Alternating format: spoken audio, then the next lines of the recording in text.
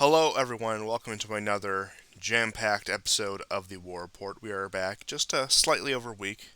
We had some delays, and I really want to start with some domestic news from news from the heart of the empire. Now, one of the smaller stories that ultimately isn't relevant, but I do think is rather revealing in a civilizational sense, is Congress is considering making women register for the Selective Service, which of course is in more common parlance known as the draft. Of course, in times of war, the government reserves the right to, via a lottery system, conscript people into the military instead of just like a wide scale conscription that most countries would have done historically, where they just say all fighting age men show up for recruitment.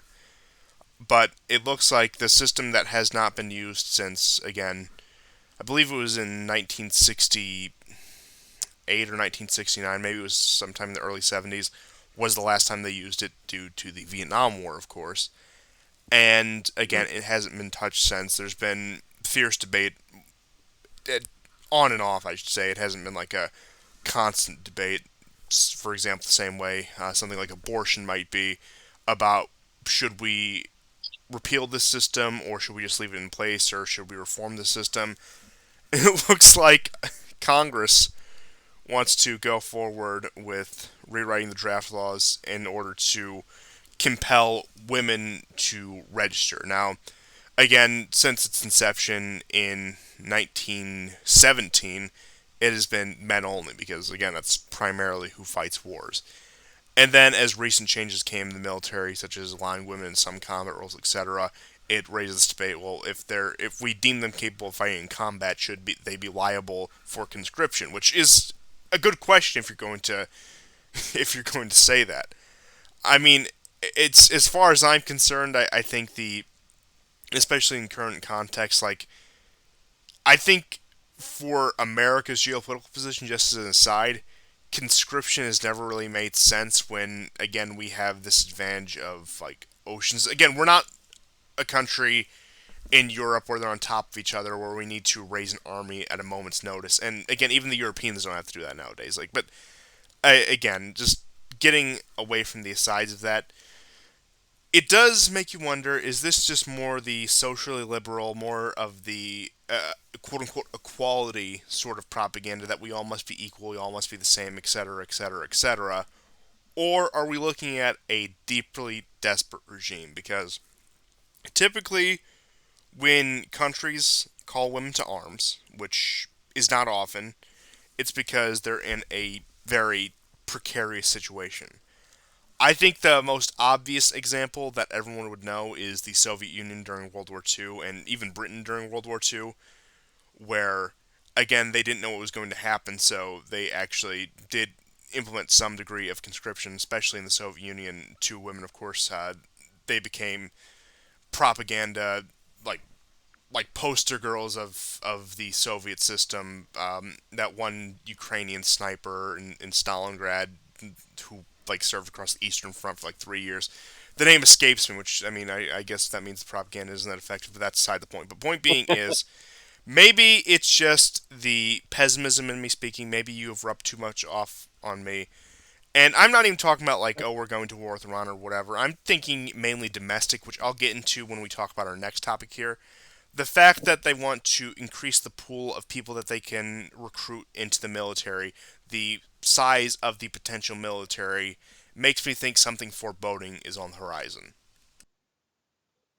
Yeah, I mean, my take is that it's going to be used much like the police. It will be used domestically. Um, I don't, I mean, the statistics for women in combat are not very good. If we're going to focus on American women, Yeah, because I'm about to then say the IDF would not lie to me. Okay, those Israeli women in the uniforms that they post on their Twitter account. Look, they're the greatest warriors in the world, as I've been led to believe. Okay. right. So, 40% of women in the military before going to combat find themselves pregnant. So there's a huge proportion of the very minuscule number that are that actually do serve, and uh, their performance, despite headlines, are not very good. If you remember a few years ago, there were all kinds of lines saying, a mixed battalion of men and women was actually more effective. Well, I mean, I doubt. Those are, there were some cherry-picked stats that were meant to make you believe that, but it's not the case. And besides this, about 50% of the public wants to believe that. But however, it's not the case. And what you said earlier, that this is something that nations do really, in a desperate moment. And Uh, another thing is you do have to consider when you're in the military, more or less. Again, the government, and I think anyone would know since the '60s, has the right to treat you as a guinea pig. Look at all the drugs and all the things that we pump full of just your average your average guy who enlists. So it does make you wonder, especially with that statistic where for now, as things are more or less stable, they let women get away from right before deployment getting knocked up, and they just need maternity leave, whatever. They can't go in combat because of that. But it does make you wonder: what do you put it past our government, especially this current regime under Biden, to do things like forced sterilizations and forced abortions of, again, like women military members if they're truly that desperate? Forgive me if I'm getting a little macabre about this, but I wouldn't put it past them if they're going to say, like, oh, we need to increase the pool of the potential military to X size, and then we can't have you being inconvenienced with that. So you're gonna have to take this experimental birth control or whatever. Like, I'm not saying that's going to happen again. A lot of this is just speculation. But at this current point, with everything else we have tolerated, would this really be that far fetched?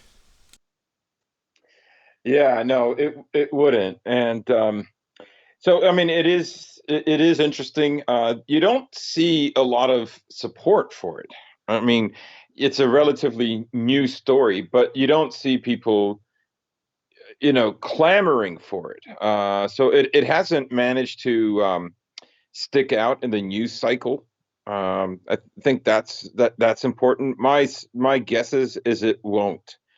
Um, in a sense, it's kind of like a fruitless endeavor. I don't know if, like, does this mean they're going to have the draft? And honestly, I quite doubt it. And that's This would that's mean, again getting back to the apathy issue. If the U.S. government announced that they were again doing a draft lottery again, if they announced that they were re-implementing that again, with the kind of resistance we saw to it during Vietnam, when we were admittedly a much more socially stable society, where even if it was a fruitless war as Vietnam was, you could still convince a significant amount of young men to take up arms because they're being asked to, because they're being compelled to.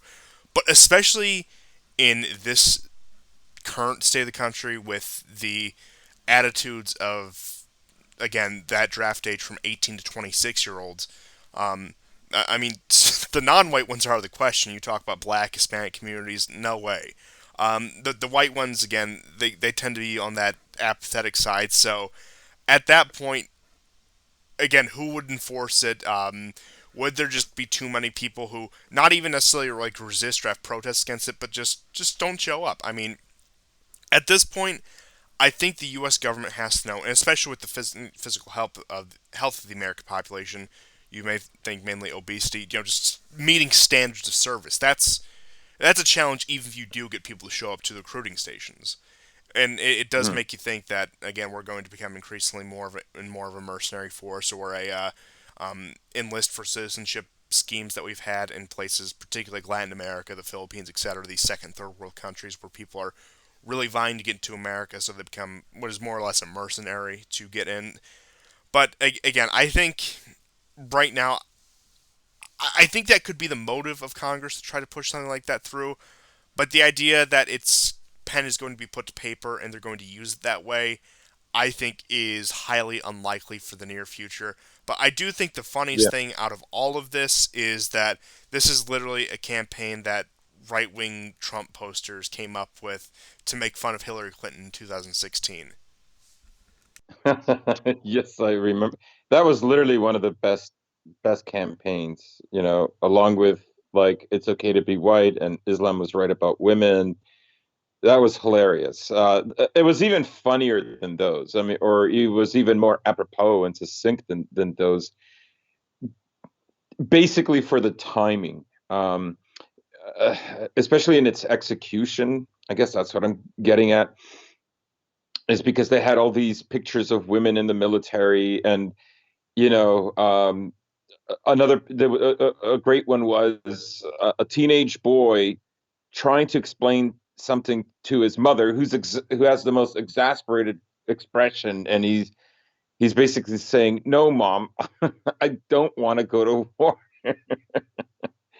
So it was this great joke, this great gag on basically on neoliberalism, essentially, because it touched on every one of these neoliberal cornerstones. Women, powerful women, women for war, if it's to get little girls in Afghanistan to uh, you know read and go to school and so on and so on.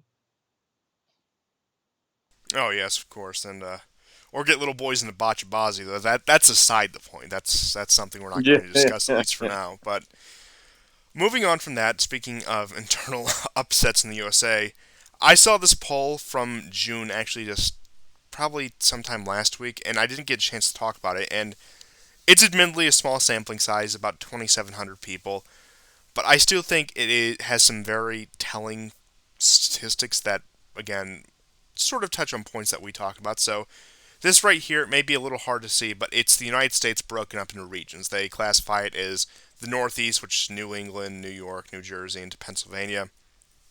The South, of course, which is most of the states of the former Confederacy, give or take. Again, the borders are kind of arbitrary. The Heartland, which are like your Midwestern states. The Mountain States, which are like your, again, four corner states up into like Nevada, Idaho, Montana, etc. And then, of course, your West Coast states, California, Oregon, and Washington. So what you're looking at right here is the numbers under that are the general support for secession or forming a regional union, pretty much disempowering the federal government in each of the regions. And then the bar graphs you see on each of these is party affiliations. Blue, of course, being Democrats, red being Republicans, grays being either third parties or independents. So what you have right here is the South is at the highest with 44%, with 66% of polled Republicans supporting secession, half of polled independents supporting secession, and 20% of polled Democrats supporting secession. The next highest is, of course, the Pacific, with 47% of Democrats supporting secession, 33% of independents, and 27% of Republicans. The next highest would be the Northeast, New England, New York, etc., which is 39 Democrats, 35 for independents, and 26 for Republicans. The next is the Mountain States, quote unquote, which have 43% Republican support. Which is 32 overall. Again, 43% Republican support, 35 independent, 17 Democrat. And then the Heartland, which is the most faithful, I guess, in the historic American nation, or the idea of the American nation as it is today, is lowest at 30%. But the largest group in the Heartland that supports independence is the radical Mhm. centrists, the independents at 43, the Republicans at 34, and the Democrats at 19. Now, again, small sample size, admittedly, but I thought it was an interesting poll, no less. I think it touches on maybe if people don't outright support secession, they, again, don't feel that sense of national unity. Maybe they aren't willing to, again, write their own constitution, draw their own borders, and hoist up a new flag. But point being is, it shows less and less faith in the regime, less and less faith in the federal government, and overall less and less faith in the American empire, to the point where they think, we're, again, where one third at least of all of these places, okay, in the heartland maybe a little bit less, like, but again, 30% at least in all of these have a segment of the polled population Mhm. that thinks, is this really even worth it anymore? And again, I imagine these numbers are probably the highest they've been since we actually saw secession crises in the lead up to and during the American Civil War. But I think this really touches on what we've been trying to get at with the complete loss of faith in the system and the disunity in America. And again, this is also with the polling, you also have to consider a lot of people probably aren't going to tell a pollster, especially if they are more skeptical of the regime, quote unquote, that oh yeah, I support secession. Oh yeah, I'm declaring my intents against the U.S. federal government is probably what you get a significant chunk of these people when they get asked that question saying so. They either refuse to answer, say oh of course not, I support the federal government. But again, I do think the fact that this many people are willing to admit this shows a very interesting trend going forward. Right, and it's not, as we both understand, it's not because civil war or war of secession is imminent in the United States. It's really about, again, revealing the kind of polarization that has been taking place really over the last 20 years, but very strongly, I would say, in the last 5 or 6 years. And I think after 2020, it went up a notch. It went to another level. I think 2020, the summer of 2020, and the Floyd riots really revealed some, endemic problems within, U.S. civil society. And so you see Pacific states, this for me, the big takeaway here is Democrats wanting secession, because frankly, Democrats very rarely openly vocalize their desire to separate, to secede from the union. Normally, what they do is historically what they do is they berate conservatives who Yeah, want that. they're the Like ones who you, want unity and to crush dissent, whereas traditionally the conservative position in regard to this debate is, well, if we don't disagree, let's have a national divorce and go our own ways. So again, that shows it. But California, especially again, the Pacific shows a very interesting case because one point that just mainstream Democrats even like to use is, well, California would have the sixth largest economy in the world as an independent country. Now, of course, that is comparable with like Republican states like Texas. I think Texas would comprise the eighth largest or something like that. But point being is, it's because the West Coast Democrats, at least in my opinion, know that with their political dominance in those states and with again just the media influence that they have, that they can get away with making those statements about places like California and the West Coast. But do continue. hello. Yeah, go ahead. Yeah. So, the other topic, it's a bit of a finer point, is in the regions where Republicans are leading the charge, or even independents are leading the charge for separation. Um, you see a much smaller number of Democrats who want the same thing. The obvious comparison, for instance, is the South, where 66% of Republicans want to secede and 50% of independent, but only 20 of the Dems. Whereas in the West Coast, only 47% want to secede, but surprisingly, 27% of Republicans also want to secede. Of course, their secession, their idea of the secession that they want is very different, I think, than the one that I think the Dems envision. So, that's an interesting point, but nonetheless, it's interesting to me how when there's a certain amount of anonymity, the Democrats are also now talking about secession. In a way, that's kind of progress, because this was laughed at during the Obama administration, and even when Trump was in office, early on in 2016 and 17, when there was talk on the right about an ethno state, or a state or two, that was laughed at. I'm not saying that's going to happen. I'm trying to indicate and map out where this, how this division is evolving. And the left at that juncture, basically a few years ago, just scoffed at this stuff. I mean, they still openly scoff at it because in a way, despite them telling you that they're the resistance, they know very well that they're actually in charge, and they do have, I would say, higher, more universal ambitions, particularly with the state and power, than Republicans do. That is, like, liberals fundamentally believe that they should convert all Americans to think like they do, right? That's a core tenet of who they are.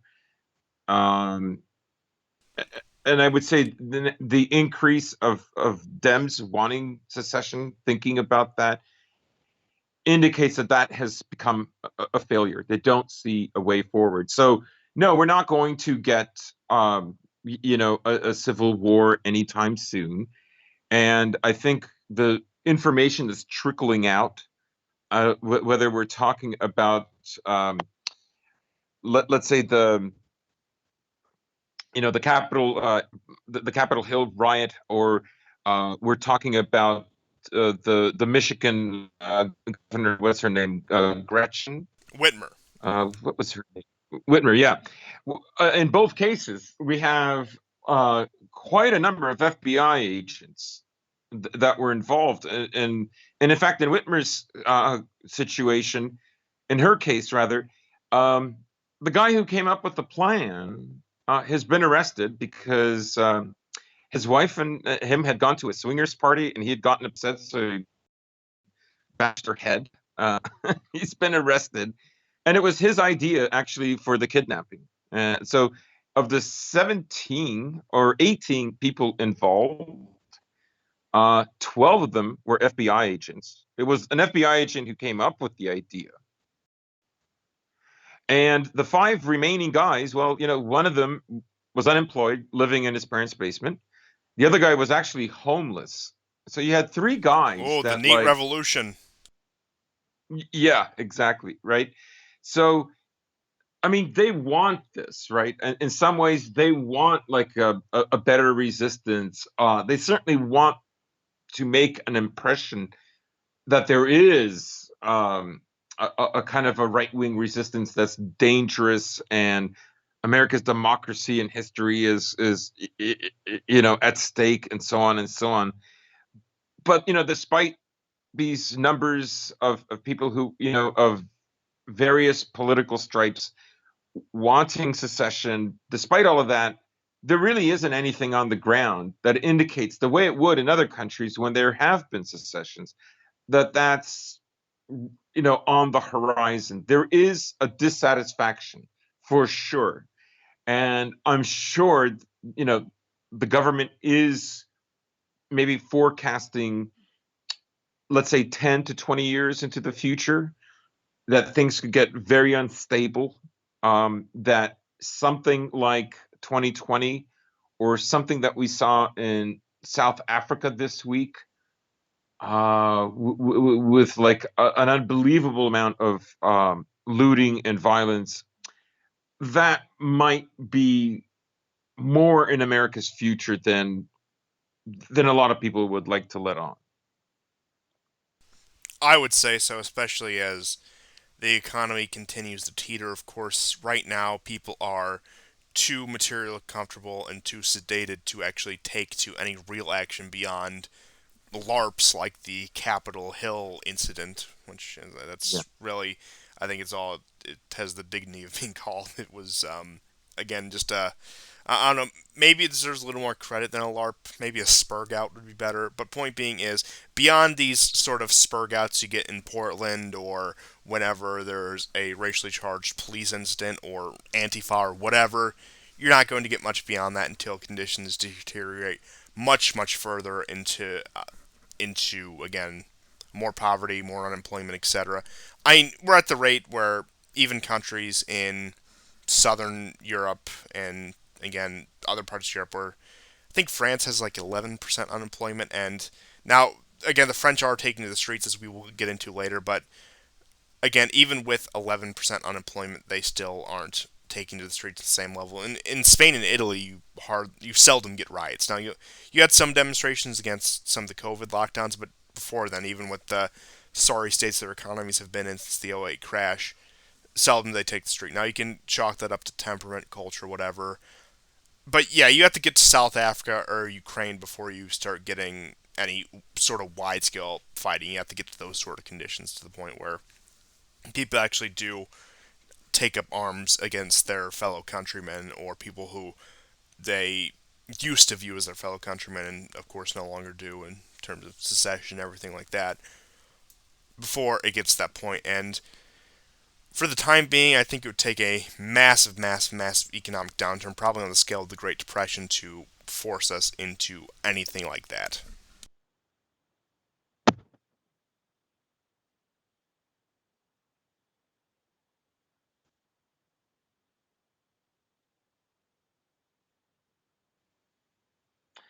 Right. So you think, for instance, like the demographics. You think of the amount of spending since '65 after Johnson's, war on poverty, uh, $24 trillion.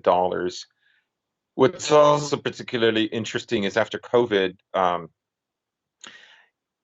white working people has dropped from 73% of its population down to 61, and uh, let's say black working people have been roughly around post 1965. It used to be a little higher, but around 60%.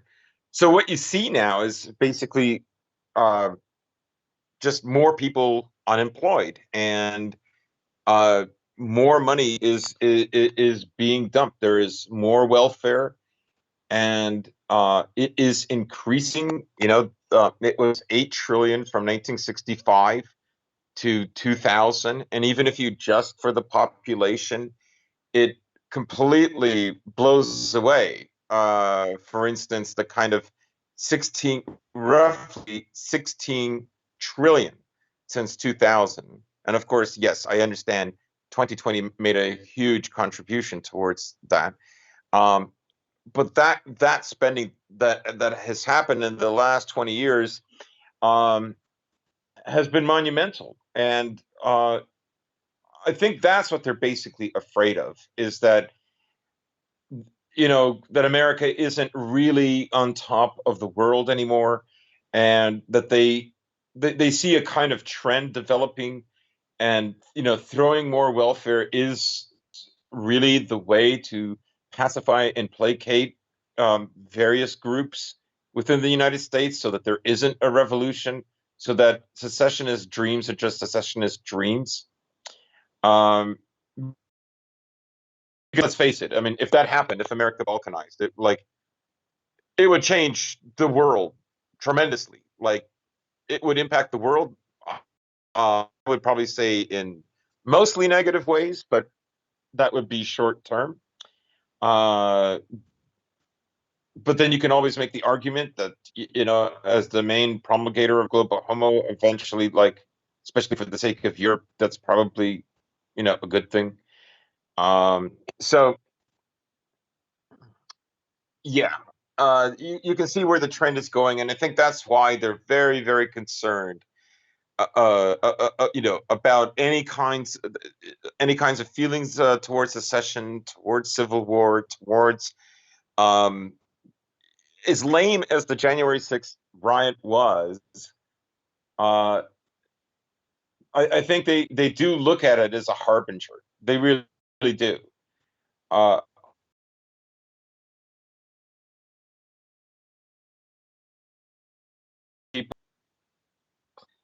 so as lame as it was, I think you have to factor in really the level of cowardice on the part of the congressmen and women. They acted really as if there was an armed insurrection, even though they're really, no one has been charged with possession of weapons, except for that one FBI agent, ironically speaking. So, um, but I do think they think it's a harbinger, and they're sincere about it. Many of them are sincere about it.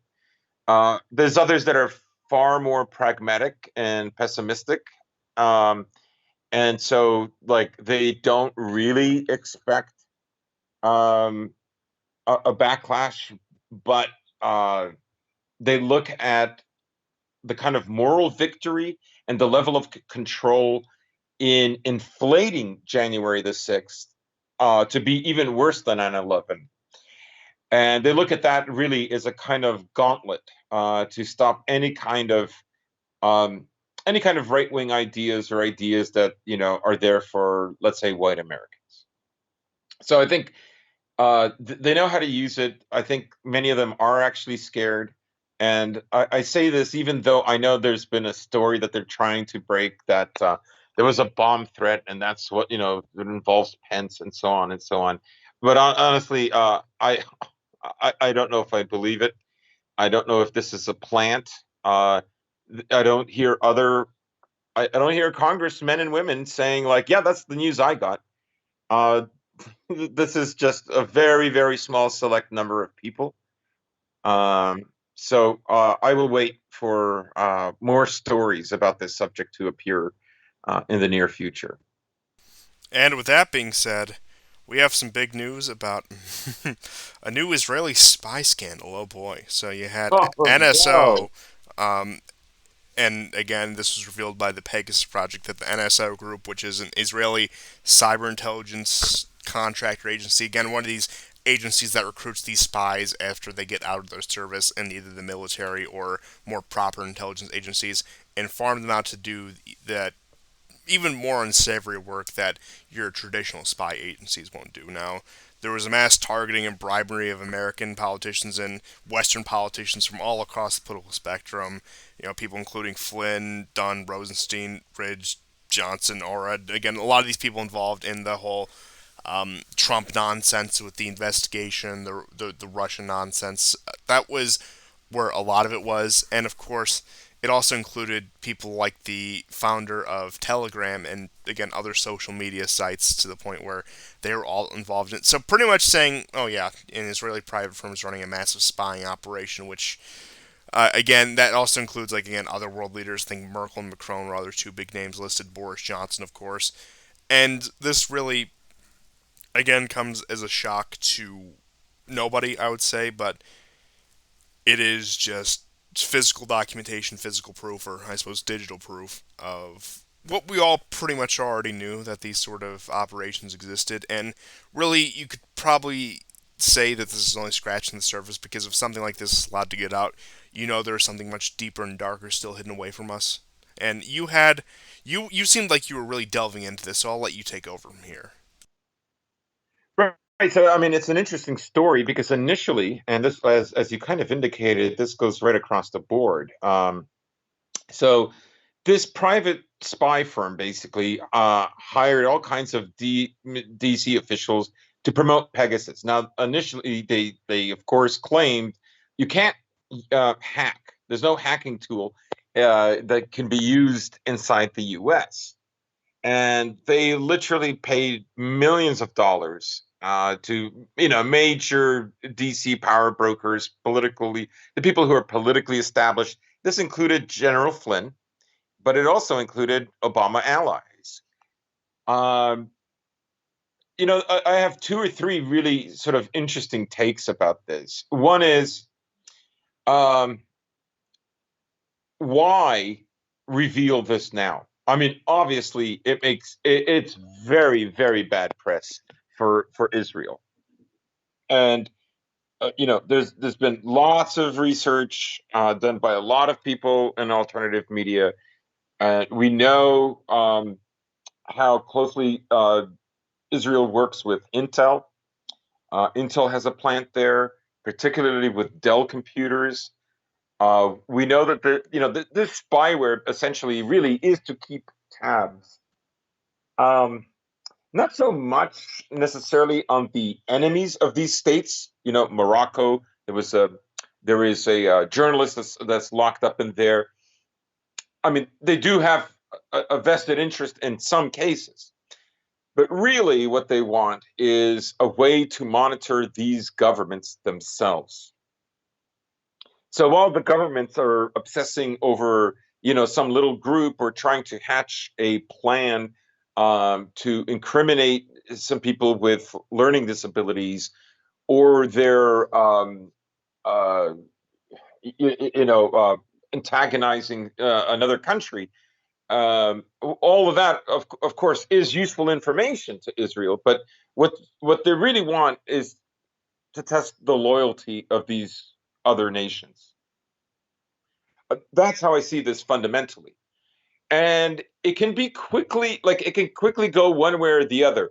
We'll have to wait and see as the news stories start to accumulate. Or if the story gets ignored, then, we'll have to draw our own conclusions.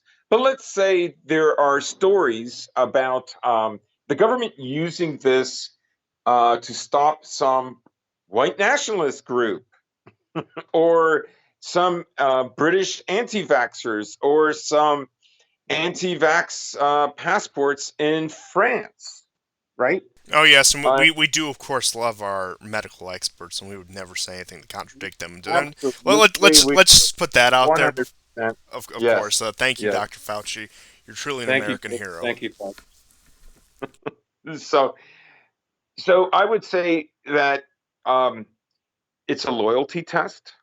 It's a way of keeping tabs on these other governments, whether it's Morocco or America or the UK or France or Germany.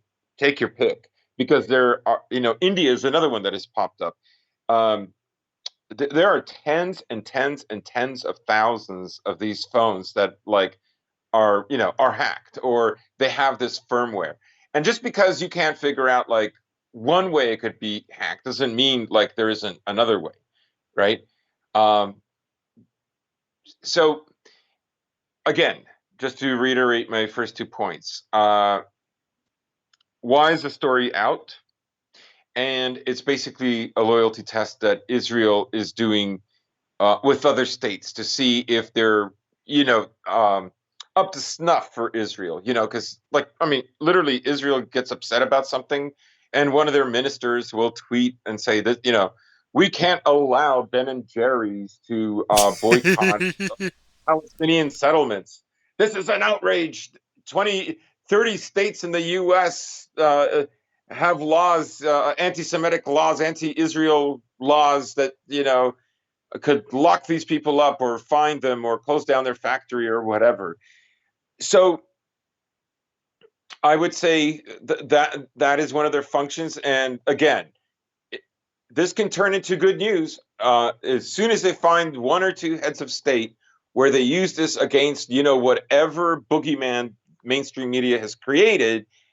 Then they will be absolved. They will become heroes.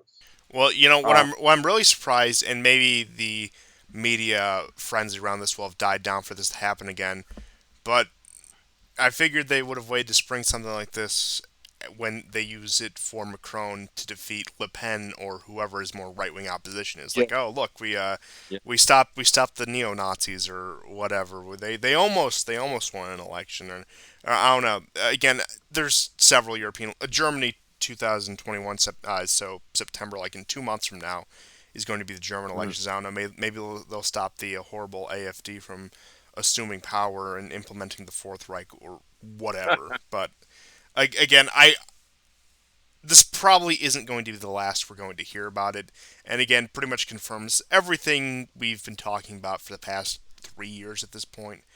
But right. I suppose with all that being said, we have some Middle Eastern news. Now, moving on to Afghanistan, of course, the Taliban continues their just ascent through the country to the point where the proper Afghan government, or the quote unquote official Afghan government, however official the government of Afghanistan can be, and I'll leave that to your interpretation, but the president wants to negotiate a settlement with the Taliban. He wants to enter into political negotiations and, again, bring a cessation of conflict, which, truthfully, it's not much of a conflict. It's more of them marching in more or less unopposed, I would say. You've seen some resistance to the Taliban, but more or less people, again, they just don't have the will to fight them. They realize what difference this is going to make. Of course, the wonderfully trained Afghan military that we put so much time and resources into making to a proper fighting force as the U.S. military, as NATO, etc. All these various countries involved in intervention in Afghanistan. These forces, of course, crumble the minute we cut them off, the minute we leave them on their own, and it's not surprising at all. This was inevitable. This is just a band-aid I suppose we were going to have to rip off, because there was no conceivable way that the new quote-unquote democratic Afghan regime was going to prosper and flourish in our absence, especially with the current state of the Taliban. And again, there's really not much you could have done. You destroy the Taliban, a new organization that is almost completely ideologically in line with it, would take its place. Afghanistan, for the foreseeable future, unless there's some major cultural or demographic shift, will just be ruled by tribal Muslims. That's just the way it's going to be. It's as much lunacy as these people who think that, well, Putin's going to fall any day now and Russia's going to be a proper democracy. And it's this fantasy, it's this projection, it's this idea of people who are still stuck in the 1990s when it comes to their perception of the world in geopolitics. The idea that, again, just any day now, all these countries are on the brink of freedom and democracy, etc. And again, it's gotten to the point where, I guess just out of self-preservation or desire not to see any further bloodshed, where the Afghan president has decided, well, look, let's try to negotiate a peace with these people. Now, of course, negotiation was brokered under the U.S. when Trump was in office, with Pompeo, surprisingly enough, in particular. There were a meeting between Taliban and Afghan government representatives hosted in Qatar. So it could. I didn't see too many details of it. I'm not sure whether it's going to be restructuring that agreement or completely scrapped and a new agreement drawn up. I imagine they're probably going to try to work within the framework of the current agreement that was reached in 2020, in May 2020, in order to, again, more or less cease conflict. I do predict a lot of concessions on the Afghan government side. I don't know if it's even possible, but maybe some proposed quote unquote power sharing deal, a decentralization, a federalization, if you will, where the federal government of Afghanistan, the centralized government of Afghanistan, won't touch these various tribal groups that are aligned with the Taliban. But again, there's so many directions it could go, but it's just showing that the Taliban, again, as we've been saying for the past month or so now, has more or less won in Afghanistan. I think the fact that they're being negotiated with at this point under these circumstances shows that. Right. And there was on the State Department website a statement about America pulling out, and they were very careful to note all the countries that were involved and all the EU organizations. Like they mentioned no less than 12 countries, basically indicating that, well, we're all leaving. It's not just the US. Uh, was it not to draw attention? Was it, so it doesn't look like a complete failure? I don't know. But it was, if you read between the lines, it was essentially a kind of a bitter response.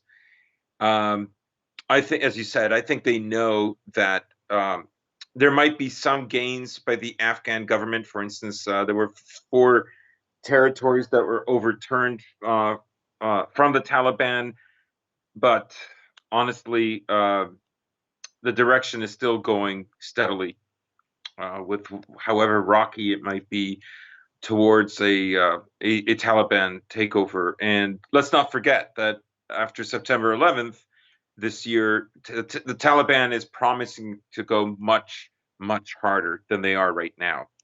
So as we see more and more American and European troops pulling out, we're going to see the Taliban increase their attacks, uh, and we're going to see I think a massive change. And I would look to the late fall, early winter for essentially a sweep if we don't get some kind of peace negotiation with the with the Taliban government. My guess is that the Iran, China, and Russia are working furiously in order to help that happen. Russia has pulled a small tank unit into Tajikistan. They've secured the border there. I think what they're probably afraid of are people from Tajikistan and Uzbekistan going into Afghanistan to continue the war on the Taliban, right? Yeah, And especially when it comes down to the ethnic thing. Now, while the Taliban may have had their diversity and inclusion stunt, as we were discussing in previous episodes, it still is a very ethnically stratified conflict with the Pashtun yeah, Sunnis dominating the leadership of the Taliban, the ones calling the shots in the Taliban, and of course with the Tajiks and the Uzbeks, as you're saying, a lot of ethnic interests in a lot of those tribal regions. The border practically doesn't exist, so again, the Russians, who already had a military presence, of course, being in the former Soviet Union, didn't want to see any conflict spill over, I would say, into the former Soviet Union that could potentially, not likely, but potentially creep its way up into Russia proper or in, you know, a, a place that would be too close for comfort. So they are just taking up the role of these less competent former Soviet governments to patrol their borders for them.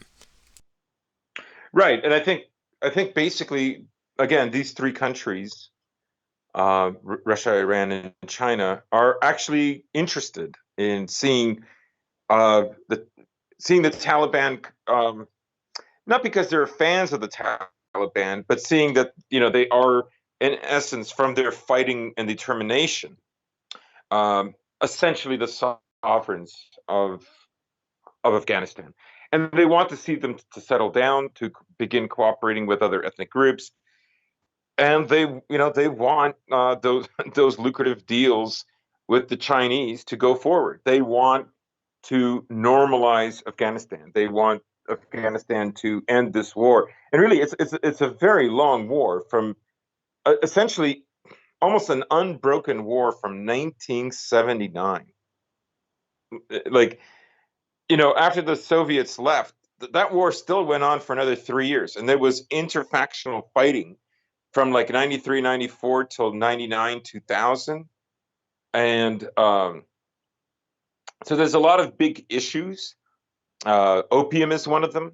What is going to happen to the opium market?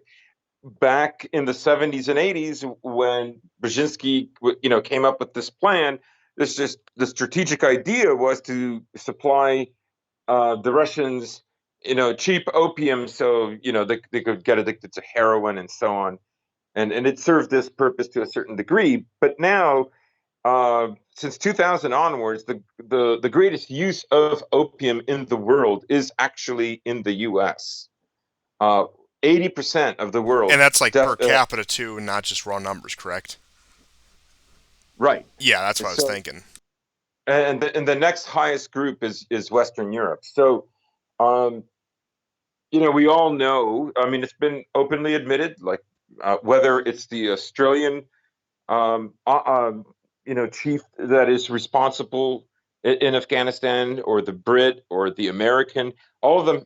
There's articles, people can look for them, where they have said, yes, we guarded poppy fields, and people basically suspect the kind of shenanigans that were happening in the 80s in Central America, that drug money is used to fund covert operations, right? And the CIA has done this before. They'll, of course, they'll do it again. So the basically, um, that's one of the things to look out for. The other is, of course, they want Afghanistan to stabilize. They want unemployment to decrease. They want that region functional. Now, I think is having cold feet about this. I think they feel like they could be ignored in this whole, because in a way, what is Pakistan's role at this point? That port in Baluchistan is kind of complete, but it isn't being used very much, and I think they're having problems with China at the moment. And Pakistan in this scenario is, no country to trifle with, because they can turn on the Taliban, they can turn off the Taliban, to a great degree. So there's a lot of people sympathetic to them, and if they, within Pakistan towards the Taliban, consider, if you believe the official story, how long Osama bin Laden lived in Pakistan. So, I mean, if you look at that just metaphorically, you understand that there's a lot of overlap between these two countries because of shared ethnicities and religion and so on. And you So could get again this strange making scenario. Now I think this is a bit of a shot into the future, but China via Iran fighting against like Pakistani-backed Taliban type groups, with Iran through Chinese backing groups like again the Tajik ones, I, the Hazara, the ones who are like the Shia Muslims. Now, again, I think that's speculation too far in the future to say for certain, but again, you could get very strange situations like this. Stranger things have happened, especially in Afghanistan. right, all they need is to keep this area of the world, disrupted permanently, right? And then it's no longer lucrative. It's no longer appealing economically. That they don't have to win anything.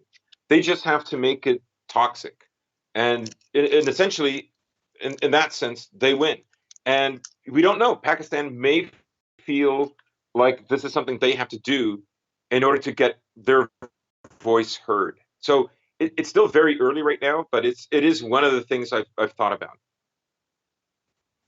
Yeah, I would say so, certainly. And it does make you wonder if the U.S. timed its withdrawal from Afghanistan to the point where they knew it would cause the most, like, the maximum amount of chaos for the surrounding powers in the region. Now, I think that gives a lot of credit to the strategic state of, again, of to U.S. strategists and the Pentagon, the CIA, whatever, in order to number one time something so volatile, and number two actually carry it out. But again, it could be a combination of the two, or maybe just at any point they left Afghanistan, it would be this. And of course, again, the chaos is beneficial because in a very hands-off way, you get to possibly pit um, China and Pakistan against each other. Of course, you can bring India in the fold, Iran, Russia. Again, just the point of which it's all the crossroads of. So it. Right. And I just want to stress, I'm not just making this out of thin air. I have read a few articles where Pakistan is unhappy. Um, and again, I want to stress that this is still early, but we're looking for potentialities here. We're looking what could go wrong. There's a lot of parties that are interested in this, and they're not all going to feel like they're going to benefit the most. Um, but I do think it's a significant thing. And when we talk about Syria, when China moves in, it kind of does mean there is a new chapter being formed. Oh, absolutely. And again, the angle of Chinese involvement, whether that's military, whether that's economic, or whatever, because it's almost inevitable with how volatile the situation is and how close it is to China, that China will have to have some degree of involvement. And the nature of their involvement and the level of their involvement and who they sided with, etc., is going to, again, tell us. It's going to give us a pretty good picture of what the future is going to look like going forward. I personally could not speculate to what individual faction or what group China will get involved in Afghanistan because, again, at the point that country's so polarized, so factionalized that they're not going to be able just to negotiate, for example, with the Afghan government in Kabul. They'll have to go through one of these tribal groups or several of these tribal groups or the Taliban, etc.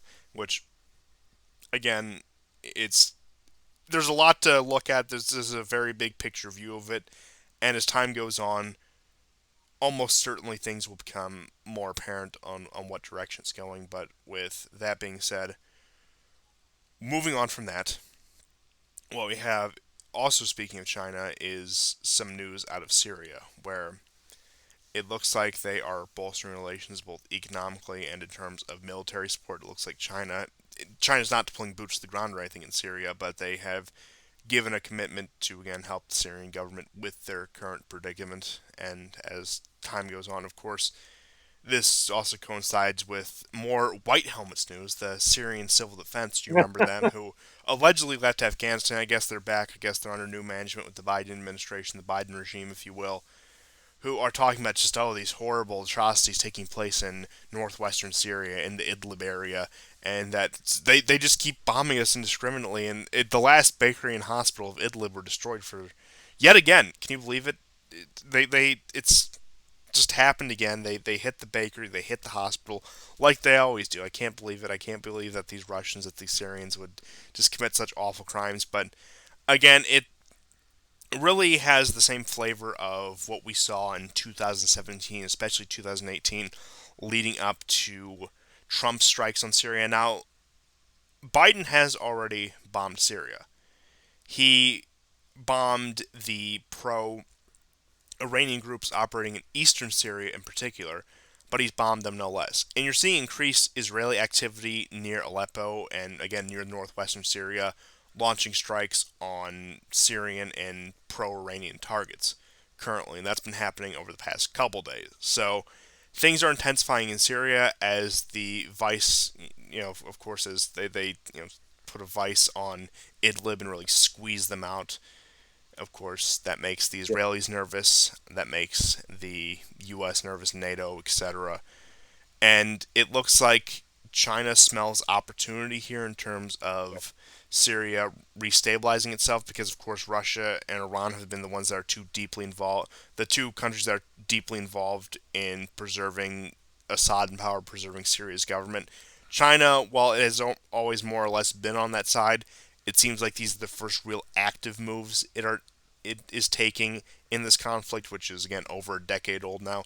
In fact, we're in July of 2021, which means the act of fighting started in July of 2011. So it's certainly a decade old now, with protests and some of the skirmishes starting, of course, in March 2011. So we are well into a decade of the conflict in Syria.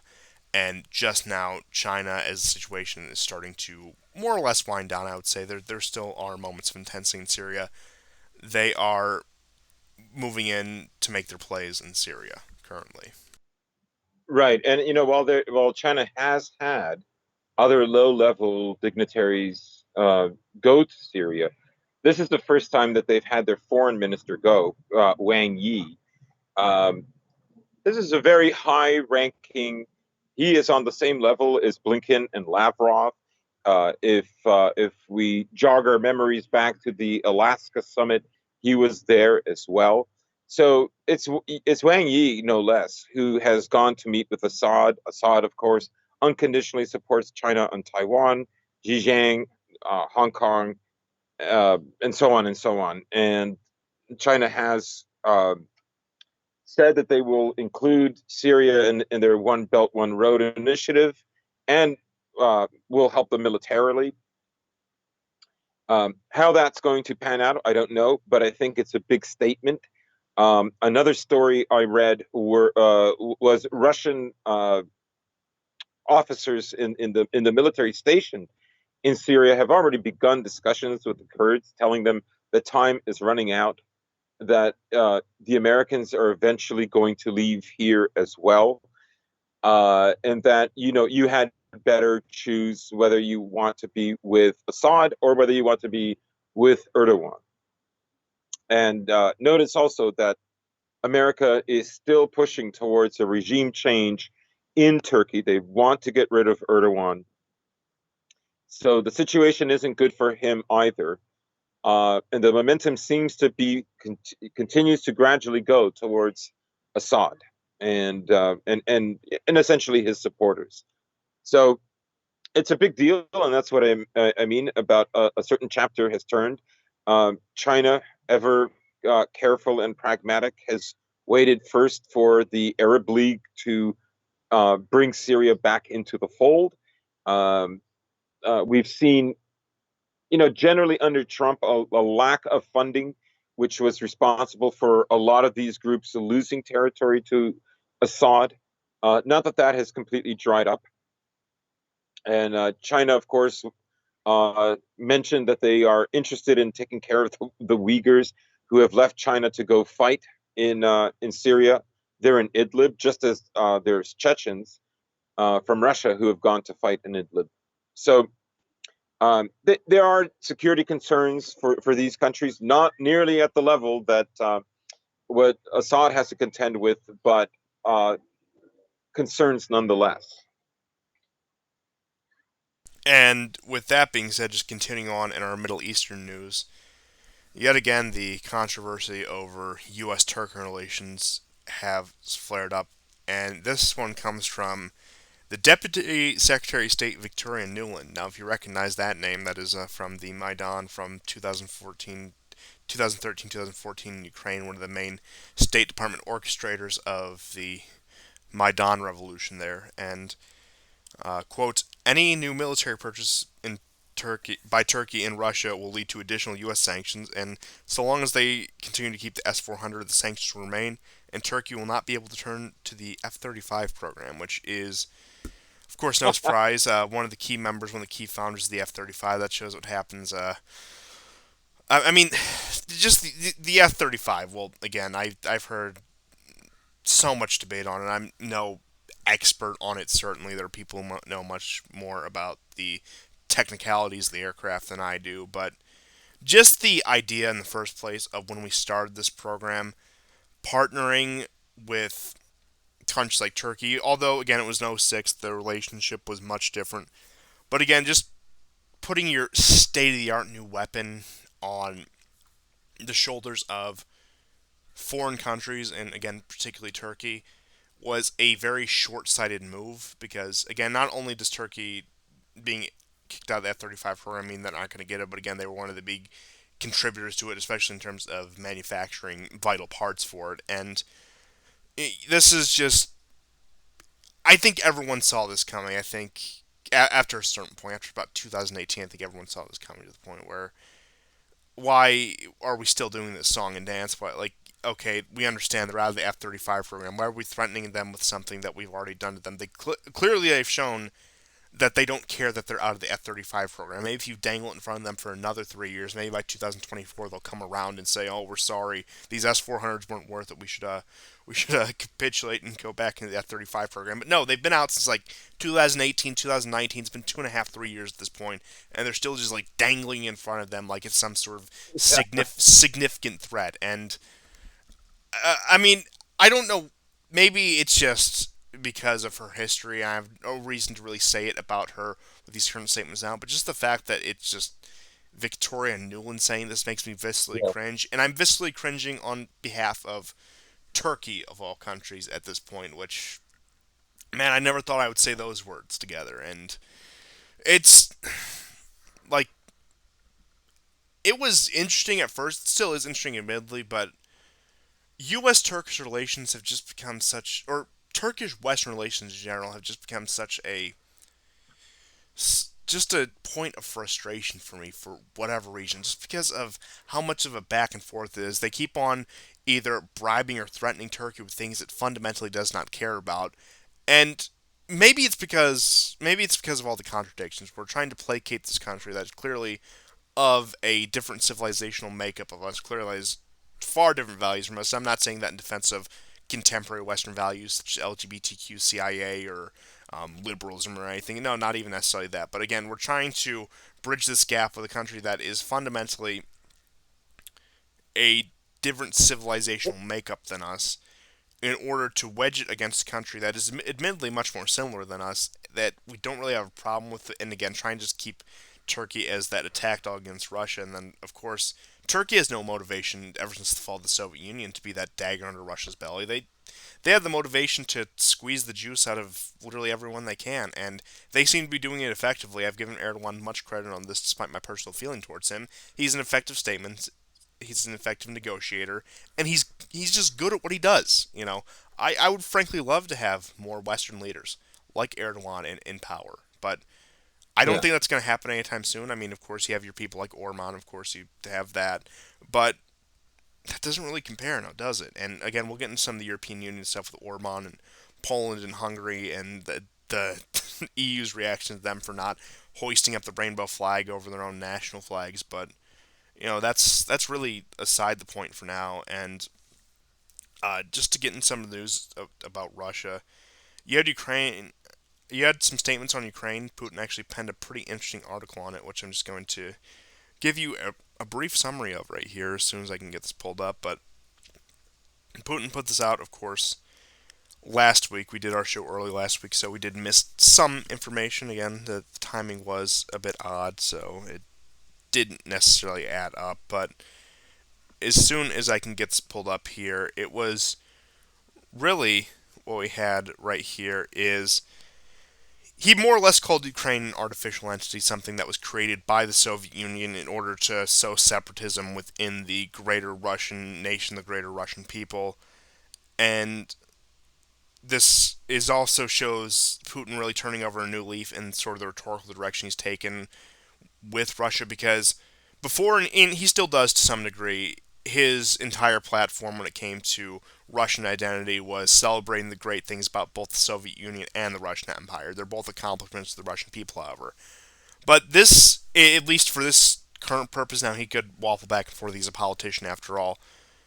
Has more or less laid the blame of, again, one of Russia's biggest contemporary geopolitical problems at the feet of the Soviet Union, pretty much saying these non Russians who took over the Russian Empire created this little breakout province of people who are fundamentally our brother people, if not exactly the same as us, who spoke the same language, created a fake language for them. And again, this is his second essay within the past year. He wrote the one about World War II, which is also very good that we went over. And again, he was very strong in emphasizing that Russia and Ukraine are one singular people, and it shows his hesitancy to enter military conflict, to take up the sword, so to speak, against his fellow Russians, which could explain some of Russia's hesitancy in Ukraine. The fact that, again, because the Ukrainians, they view themselves, the Ukrainian nationalists, they view themselves as distinct people fighting against foreign people. I'm sure you've heard the clips of them saying, "Oh, the Turco-Mongol Moscow is trying to put us under the Tatar yoke again," or whatever the thing that these the diatribes that these Ukrainian nationalists go on.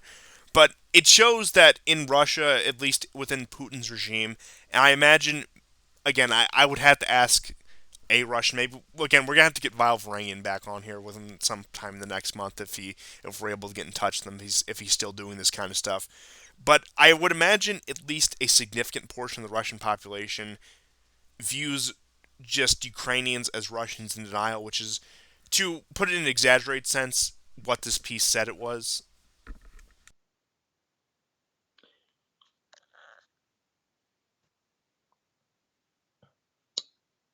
Hello, you still there? Yeah, go ahead. Yeah, I mean the piece is interesting because one of the important points he's made in it that he hasn't before is the contributions that the Soviet Union made towards the growth of Ukraine. So that western section post World War II was given to Ukraine. For the Poles, they got Vilnius back, and that was also a gift. There was an effort in the article, for instance, a tug of war between Stalin and the Bolsheviks about whether the Soviet Union was going to be this more federalized entity where you had all these other countries that were formerly part of Tsarist Russia, and they were going to be more independent or less independent. Now, Stalin felt that this was the Bolshevik idea, which was to give them more autonomy, was a mistake, and uh, he called it liberalism. So he said no. I'm despite being And, like it is funnier despite even being like an early contributor to this, because a lot of the autonomy given to Ukraine and Belarus under the Soviet Union and the creation of their languages were instituted in like the early late 20s, early years of Stalin, pretty much all the way up through the Holodomor. Which, fun fact about the Holodomor, they'll tell you how it was like, again, you'll get these people whose ancestors were living in Polish borders at the time, who lived in Lviv and even ethnically Ukrainian, talking about how Stalin starved their ancestors. When you look at where the famine affected, it was these Russian-speaking populations. It was the region of the Russian Empire, historically known as Novorossiya or New Russia or Little Russia. right. Like again, and then you have the ethnic Ukrainians move in during and after World War II, really. And again, World War II, the rise of global tensions, really what caused a reverse in the policy of, I guess, say, minority rights and federalization of the Soviet Union, because they looked at the situation and realized, well, wow, without a strong unity, we're not going to win this war. So that's what really started the process of Yes, Russification of the Soviet Union. It waffled back and forth. Khrushchev, of course, infamous yes. Ukrainian, who's the reason why Crimea belonged to Ukraine in the first place. Brezhnev came from, again, more of that just sort of keep the peace thing, and then, of course, Gorbachev, etc.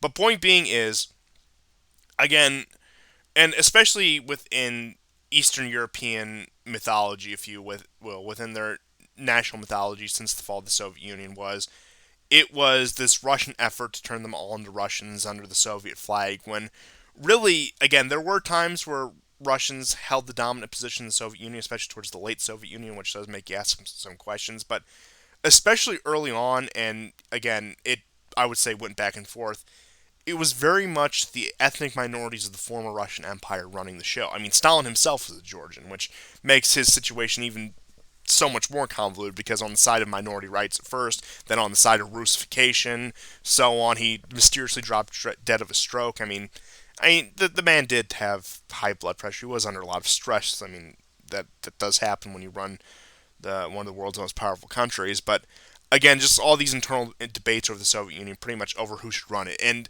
the way I heard it described by again it was, I think it may have even been Vile Varangian. I could be misattributing to it, but this sounds like something he would have said, that pretty much the Soviet Union throughout most of its lifespan was this competition of ethnic cliques, whether that be, of course, the obvious one, Jewish individuals, Russians, Georgians, just South Caucasians in general, people from the Baltic states, Latvians were very big in the establishment of the initial Bolshevik Revolution.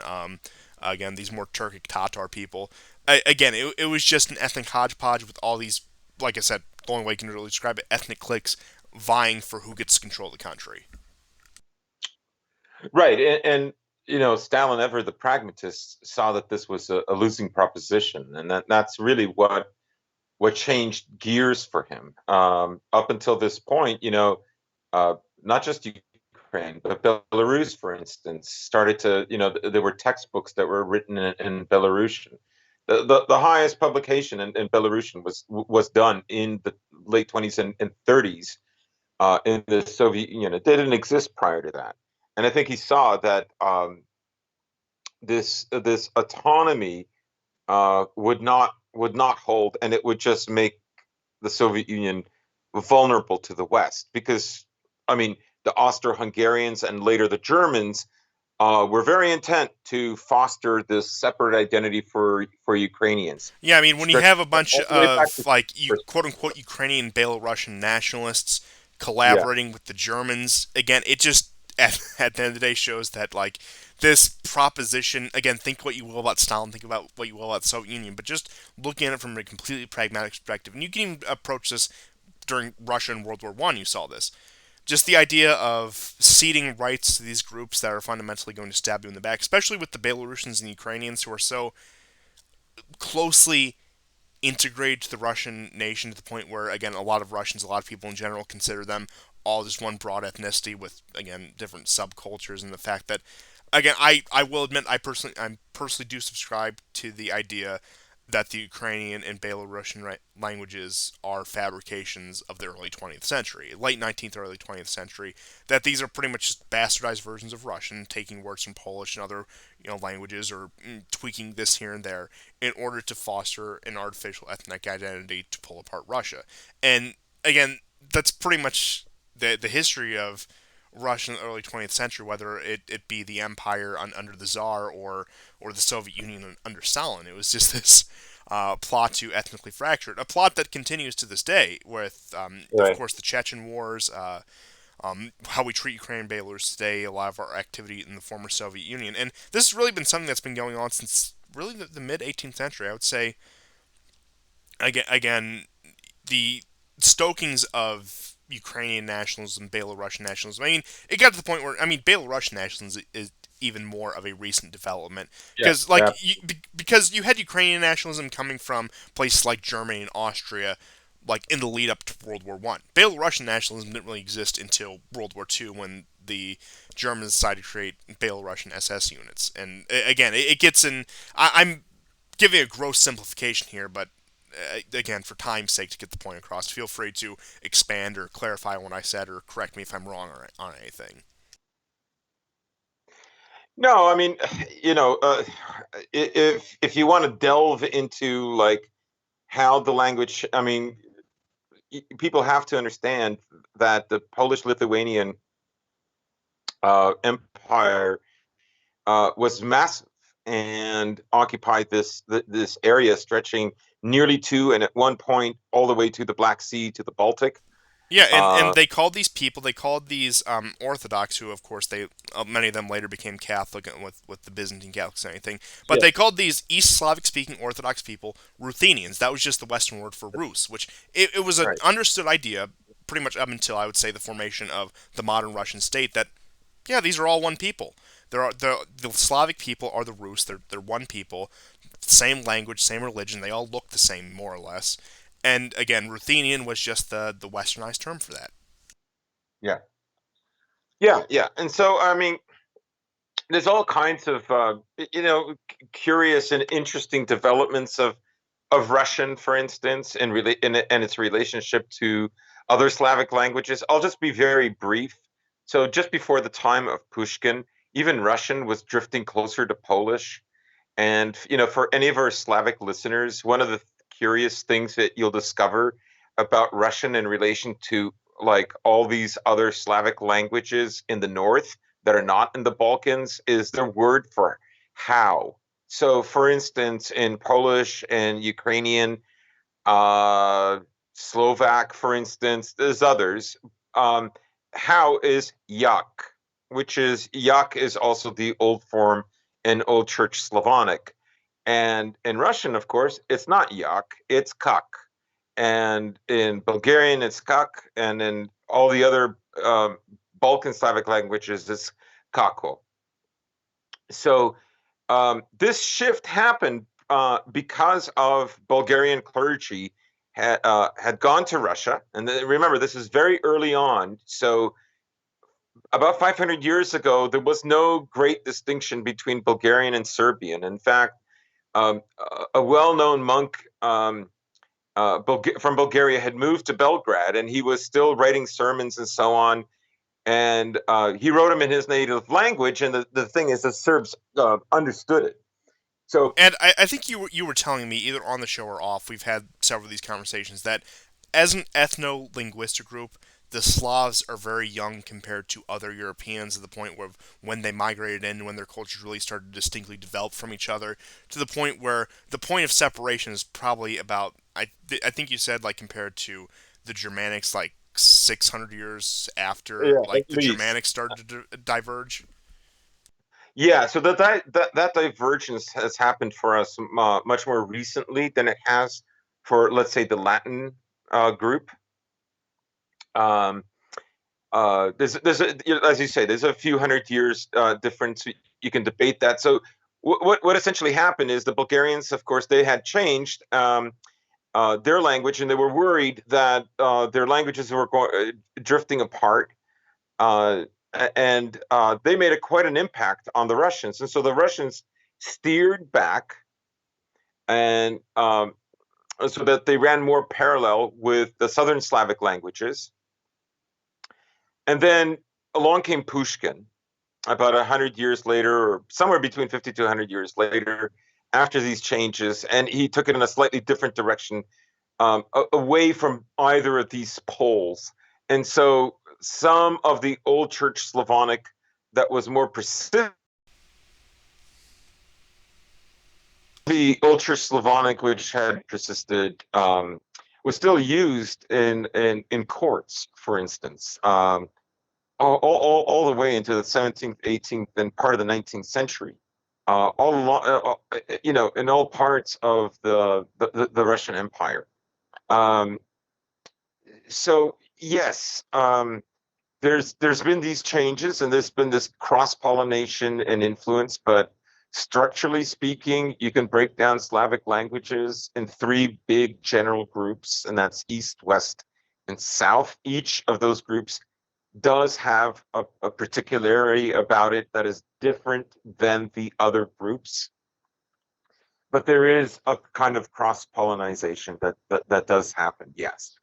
But Yeah, Belarus and it's especially when you get situations like the Russian Empire. You had Russians, Ukrainian, Belarusians, Poles, all under. Well, insofar as like those are distinct ethnic groups, again, getting into that theory that they're more more one ethnic group. Of course, the Poles are more distinct. But again, when you have that like interaction between the East and the West Slavs, like under the borders of one empire, under one crown, you get intermixing as you do with every empire, and especially when the linguistic groups are that close, you're bound to get these sort of hybrid languages, sort of these bastard languages, if you will.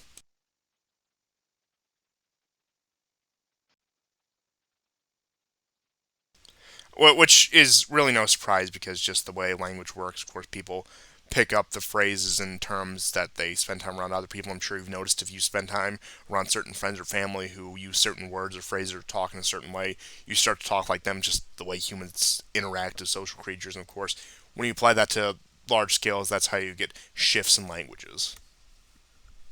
yeah, yeah. So the truth is, in the 16th, 17th century, when Poland was at its peak, it was making significant effects on other Slavic languages, including um, Russian and its various dialects. But with that being said, moving on to more contemporary Russian news, the Biden administration has told Ukraine more or less to pipe down, no pun intended, Yeah. about Nord Right. Stream 2. And, of course, that's between Russia and Germany are the ones in Nord Stream 2, as I'm sure you all know at this point. But it looks like just another concession from the Biden administration who came in wanting to, come punch real strong against Russia, more or less telling the brave Ukrainians who staked so much hope in Joe Biden, the fact that he would get Crimea back for them to, just to shut up about it, accept it for what it is. There's no changing this. And I did see an interesting take I will have to pull up. I believe this is I'm not sure, but I'm sure. I think this is Soldo's most recent Twitter account. He made a interesting point on this. He's an interesting character. A lot of what he says is out there, but when he hits it, he certainly does hit it. So I do have to again get the direct quote from him because I wouldn't want to misattribute it to such an illustrious man who again, let's see right here. So uh, and I quote, "Dear Ukrainians, the compensation for losing Crimea and most of Donetsk and Luhansk, plus future gas transit fees in the billions, is $50 million USD, if possible, green energy investment. Huge L comes with trusting the American empire. It's part of the package these days," which was his general message that he had when it came to the Ukraine situation, which I, again, more or less agree with. But, you know what? I think he forgot to add something. At least they got to put on their Stahlhelms and SS caps and Yeah. march around in Lviv or Lvov or however you pronounce it, and have their little SS memorial parades. So I think that's a fair trade off. Yeah. Now, Newland did specify, for instance, that this deal does not curry all the favor to Russia. For instance, Germany is going to seek a 10-year extension of the agreement between Kiev and Moscow on the gas transit, which expires in 2 years. I mean, this is a big one. I wonder if Russia will go with this, and really it will come down to Germany and to a larger extent, a more general extent, Europe's appetite, Europe's need. Um, what amount of role are these older pipelines going to make? Uh, yes, Ukraine needs the money. Yes, Ukraine needs the transit fees. But again, Russia will be probably blamed if there's not enough gas being transited. I can well imagine that this gas, of course, Ukraine will find a way to give this gas, for instance, to Poland and Lithuania, like this delicious Russian gas that they'll buy from the evil Russians. Now, the other thing is Kiev, of course, is extremely disappointed. They feel that they have been let down, that their interests were not considered. Of course, I mean, they're a junior partner. Your country's been gutted.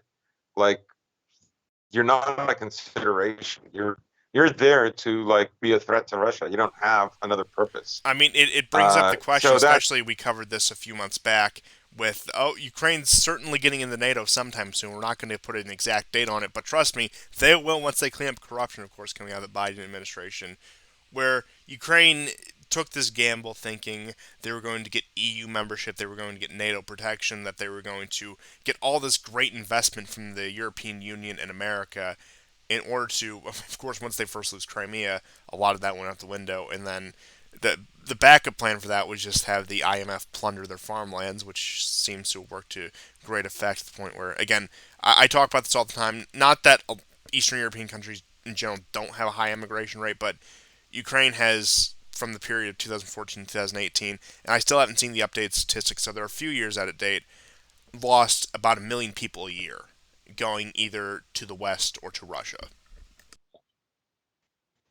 yeah, yeah, yeah, and you know this I mean, this Nord Stream deal is has all kinds of fine print stipulations. You know, they've said that Russia cannot use it as a weapon. It's like, how is Russia good? Like, Germany asked for this. Russia is going to build it. How is Russia going to use this as a weapon? How is it a weapon? Or if they I send mean, tanks down the pipeline. like, why don't you ask why Germany wanted this pipeline? Like, if you want the answers to these things, you know. So now I'm very sure the Ukrainians they're very upset with the Germans right now. Uh, the Poles also go through these episodes where they're very upset with the Germans. Um, you know, often they have been their nemesis and so on. It's understandable, but this is not a weapon. This is business, and the Russians have basically stated that. Because you know, America wanting to appear tough and heavy-handed has said, you know, if you do this, we're going to levy more sanctions. And you know, Merkel agreed. Yeah, so there'll be more sanctions, even though she spoke with Putin on the phone today. So the whole thing is kind of comical. Like I say, Ukraine will be begging for an extension of the gas transit. Like, that's the funny thing about Ukraine is it can barely support itself. And in fact, like, if Russia did cut off the gas, like, it would be screwed. And as you mentioned, I do, and perhaps the funniest thing is the Green New Energy deal for Ukraine. That is, oh, that is so, what is I cynical. can't wait for the AOC Zelensky photo ops. Yeah. Oh, man. That's just them standing in front of like a solar power or a windmill or something. I can picture it like perfectly in my head right now. But that's Yeah. that's that's aside the point. And I mean, moving, basically, the Ukrainians are going to be buying American gas. I mean, It'll be more expensive, it's and that's what's going to happen. I mean, maybe it'll make the Ukrainians feel better, but then where are the Poles going to get their gas from? I'm sure they will accept the gas from the Germans, even though it's Russian gas. oh yeah. I mean, If it, so if so it long comes so down, long as it comes from Germany, they're not violating the sanctions. They're still punishing Russia, right? Just like when yeah, America buys all these products from North Korea, so long as that they're sold via China. It's just, see, it's a perfect workaround. Just which I mean, again, shows the real absurdity of like hard economic sanctions. Not even necessarily just not trading with the nations, but like trying to crack down on these nations. Except we have all these loopholes right here, which that's going to be a real punishment, really.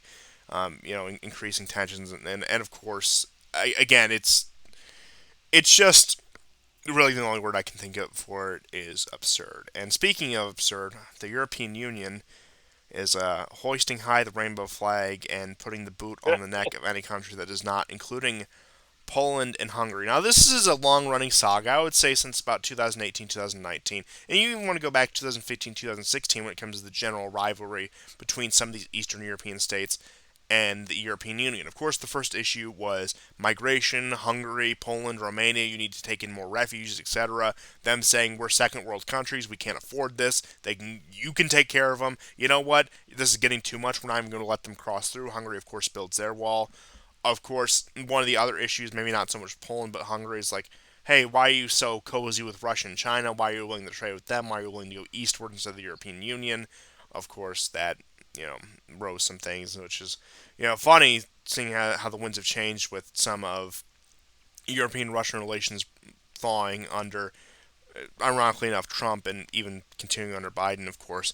The EU signing the trade deal with, didn't they sign that trade deal with China, uh, like either right before or on January 6th, just to like make the They irony even richer? the Russians are basically, I mean, sorry, the Americans are basically opposing this. There's a bit of a stalemate. Now it should be obvious to people, like, except for like France and England, most of the other European countries, their biggest trading partner is China.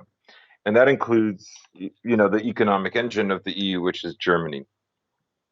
Oh yes, Uh, and so I mean even like of course I'm pretty sure we showed that map. Uh, World trade in 2000 versus world trade in yeah, 2020 with again U.S. aligned countries in trade being blue, China aligned countries being red, and of course you look at the change between the maps. It's almost a complete inverse between a lot of these second and third world countries in terms of trading partnerships with China. But again, like you have like all these rile ups between the EU and these dissenter states, and the most recent one being, of course, the LGBTQ CIA issue. Now, again, I doubt these places are like the most pious countries. Again, you can debate about church attendance rates and how religious these people actually are, etc. But just them standing up for something that would have been commonplace, say, in the 1980s, 1990s Western world, saying, well, no, of course, marriage is between a man and a woman, and you shouldn't be teaching this stuff to our children, is enough to warrant the full might of the European Union coming down on Poland and Hungary. Which, again, just it puts them in a precarious situation, which I think makes the comparison between Poland and Hungary interesting, where Poland will try to cling on to the U.S., to this Western alliance, whereas Hungary will go outside their bounds. They'll negotiate with countries all across the world. That'd be Russia, of course. Orban has been to Moscow several times, and even relation with China, buying vaccines from Russia and China, for example, building pipelines with Turkey, which is creates a strange conflict of interest when it comes to the whole energy thing. And again, so Hungary has been much more versatile, much more flexible in terms of that, where that may help them weather the storm a bit. But again, Poland and countries like that are really painting themselves into a corner where they don't want to accept these LGBTQ CIA Western values, but they still want all the benefits that come along with being a vassal state of the empire. yeah, they're not willing to make the kind of compromises. In a way, I think there's a lot of entitlement. I hate to say it. I'm no one is saying that they haven't been victims, but it is, at the end of the day, still an entitlement to think that you can have all of this. Now, there is a difference between Hungary and Poland. I think back in 2016, I would have said that Poland is the more religious, the less woke of the two, but it looks like that's Hungary.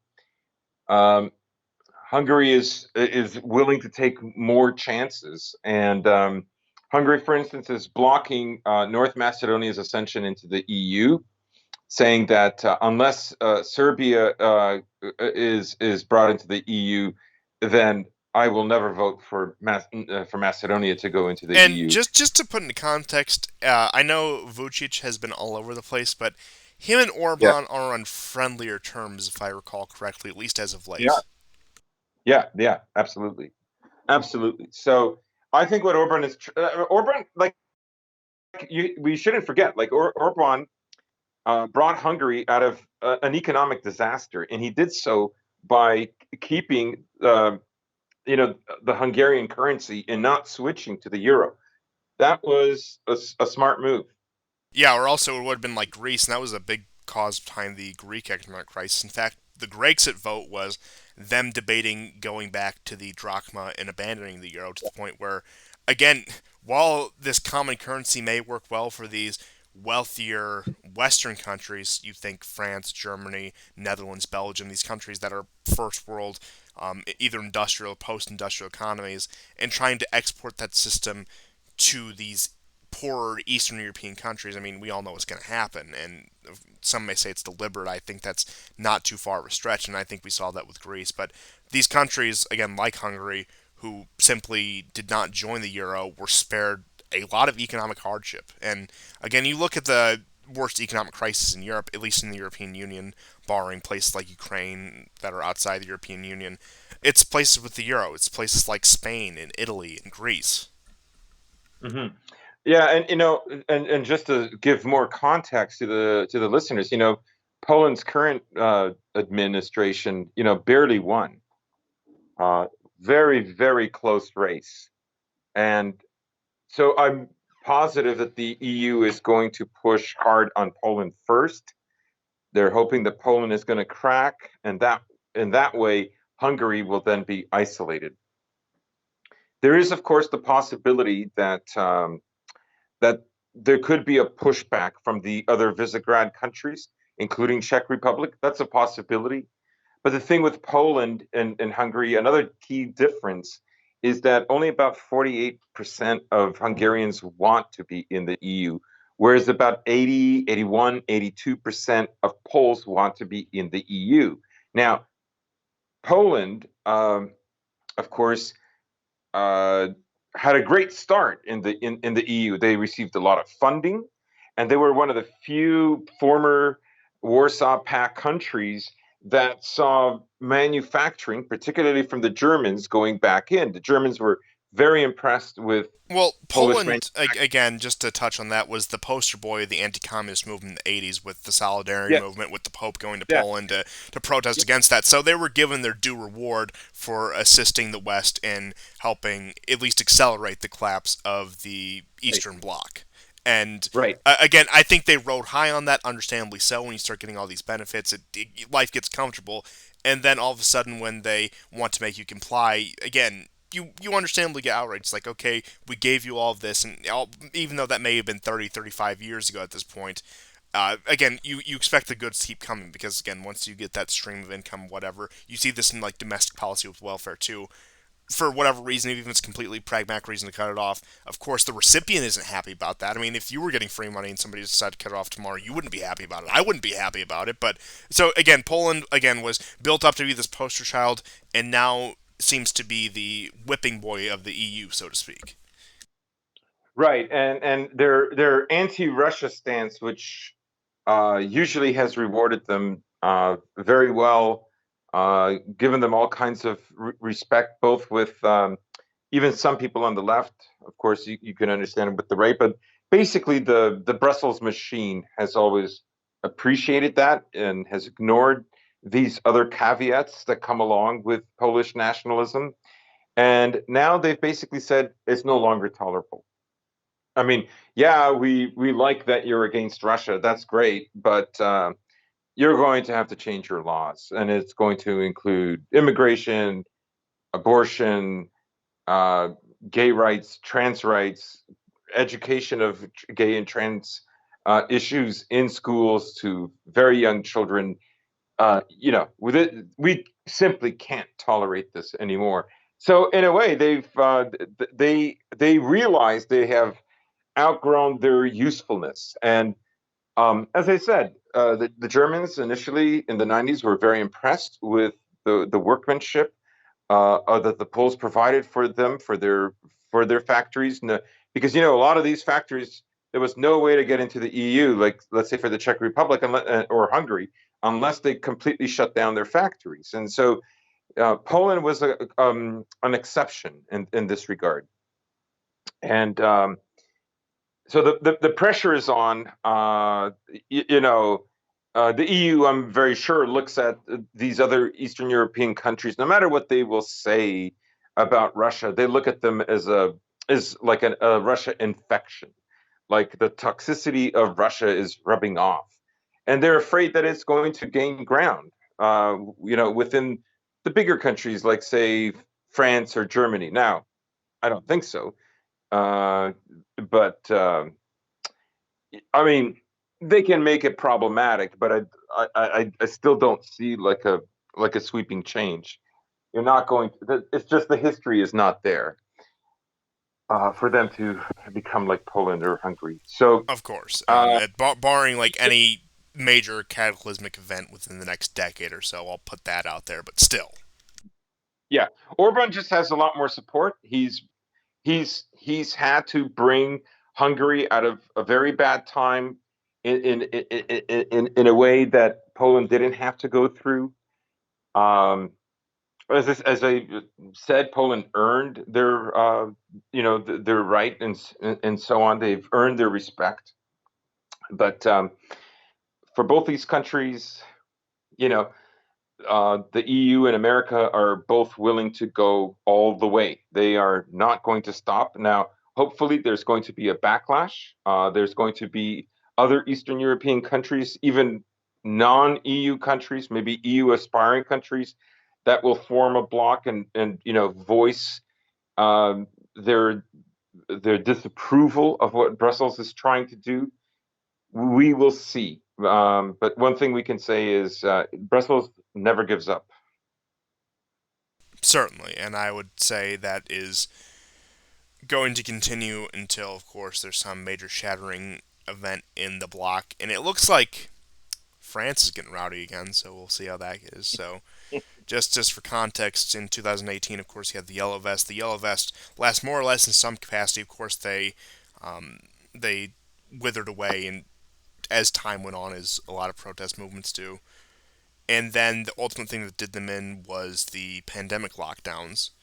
And it looks like maybe not the Yellow Vest proper, but their spiritual successors are cropping up. And of course, this follows months of very strange commentary out of France, like that one general facing scrutiny for saying, of course, well, if we don't get this situation with migration in Islam under control, we might be forced to take drastic actions. Of course, you had a retired general and other retired military officers saying that. You had the one talking about, oh, well, gee, well, who really controls the media in France and across the world? So, France, out of all the Western countries, has been a powder keg, I would say, for the past few years now. And it looks like the draconian measures Macron wanted to take when it comes to the pandemic, when it comes to, of course, a certain medical treatment which involves an injection into the arm that I won't mention my name here, at least for now. He wanted to put very harsh restrictions on people who didn't have a proof of purchase of this, so to speak, where um, certain public events, certain public services would be harder to access. And he got to the point where French rioters were burning down these centers that were offering, of course, this medical treatment. And it, again, taking to the streets like they did during the Yellow Vest protest, the same level of unrest and really standing up to the authorities. And you saw this, again, to go back to the Yellow Vest protest yet again, where a lot of the police officers who were more sympathetic were either standing down, joining them, taking off their helmets, pretty much standing aside and letting them do what they will. So it is interesting to see how quickly Macron regressed back into just a good neoliberal boy as soon as Trump left office, because while he has had his moments even under the Biden administration, he has more or less went back to what I think we were all expecting to be in the first place, which again was just this former employee of Rothschild bankers, for what that's worth.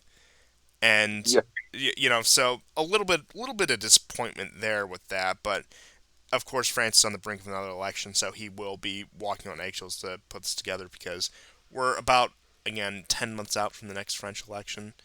And again, it looks like, I don't know what it is. I don't know if it's a certain sort of cultural identity or spirit that the French people have, to the point where it seems like they're really the only Western people, at least for now, who will like have these massive demonstrations against these sort of things, to the point where they can actually get concessions of the French government. Because Macron, he didn't cave to the Yellow Vests, but he did have to offer some major concessions. There's a reason that why he has to walk the tightrope that he does today, and it's because of that. mhm. And it looks like that is flaring up again. So I don't know. Maybe this could be a rare case where public pressure could get him to renege on part, if not all, of these new policies that he's trying to push through in France, even if it's just in interest of the upcoming election.